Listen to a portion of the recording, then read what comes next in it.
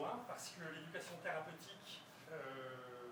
même si c'est pas toujours facile. Il s'est tenu ce samedi 29 juin au Centre national de référence contre la drépanocytose la session de formation sur l'éducation thérapeutique des patients vivant avec la drépanocytose organisée par l'association Enfants Avenir de Demain de Madame Mireille Amona. Nous prenons en charge, nous accompagnons toutes les familles en difficulté tant sur le plan social, mais ayant une pathologie, donc un handicap, ce qui fait que nous luttons précisément sur la double peine. Double peine, c'est-à-dire enfant malade, né avec une pathologie et en situation de précarité.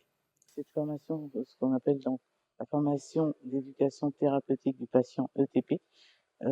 pour le bien fondé des patients, parce que nous avons à cœur de remettre le patient au centre de la maladie, qu'il arrive à se prendre en charge, qu'il soit autonome. L'éducation thérapeutique du patient, nous dit la marraine de l'association, la professeure Marianne de Montalemberg, est une notion nouvelle dans le corps médical qui n'est enseignée nulle part, mais qui contribue fortement à l'épanouissement des patients atteints de maladies chroniques telles que la drépanocytose. La maladie drépanocytaire, c'est une maladie de toute une vie, c'est un fardeau et il faut absolument que les patients soient partie prenante dans leurs soins parce que il faut qu'ils comprennent qu'ils ont ils le savent, hein, qu'ils ont un combat à mener. Je dirais qu'on leur apprend les règles de la boxe et on leur donne des gants pour pouvoir se battre contre la maladie. Philippe Blasco, infirmier et ayant un master en sciences de l'éducation, formateur, décline ainsi les résultats attendus pour cette formation.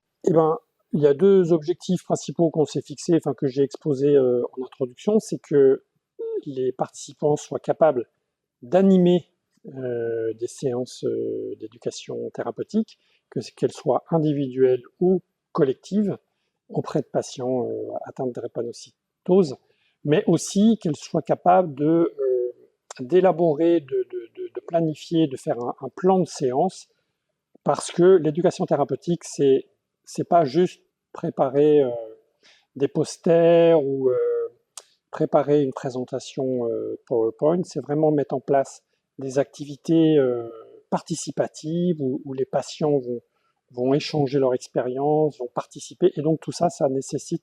un minimum de pédagogie qu'on va voir pendant cette formation. À souligner que cette formation, qui a commencé le 29 juin, prendra fin le 1er juillet.